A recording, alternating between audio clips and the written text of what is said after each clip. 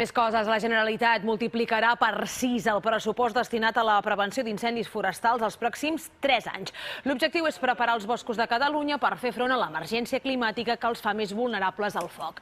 Sobretot s'intervindrà en els 34 grans massissos amb massa forestal més densa, obrint pistes, aclarint els arbres i instal·lant punts de reserva d'aigua per fer més fàcil la intervenció dels bombers.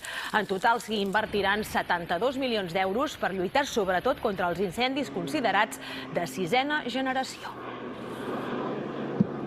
Estudis fets a Collserola l'assenyalen com un dels indrets amb risc de tenir un incendi de 6a generació, que són molt ràpids i virulents, propiciats per l'emergència climàtica, amb més sequeres i temperatures més altes, que cremaria la serra en qüestió d'hores.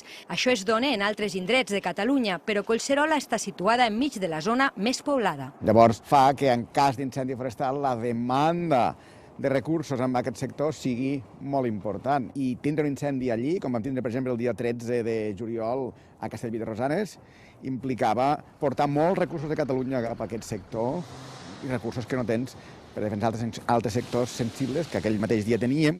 I aconseguir un paisatge de mosaic amb més agricultura seria una bona eina per lluitar-hi segons un estudi dels Graf.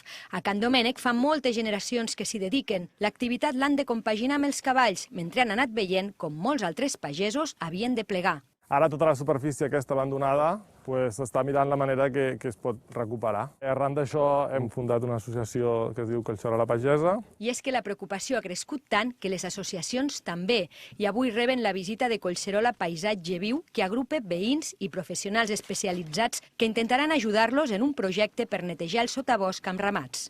Amb el risc d'un gran incendi que la pugui cremar necessita inversions importants i, per altra, que aquestes inversions facilitin que creixin molts projectes amb aquesta visió de mosaic agroforestal. És a dir, més ramaderia extensiva, més agricultura. La idea inicial és que el primer any hi posem uns 15-16 rucs per tancar aquest de 15 hectàrees. I quants voluntaris hauríem de portar nosaltres? Hi ha hagut èpoques en les quals hi ha hagut un bon equilibri a Collserola entre la part forestal i la part agrícola. De fet, als anys 50 la part conreada era del 20% de tot el parc.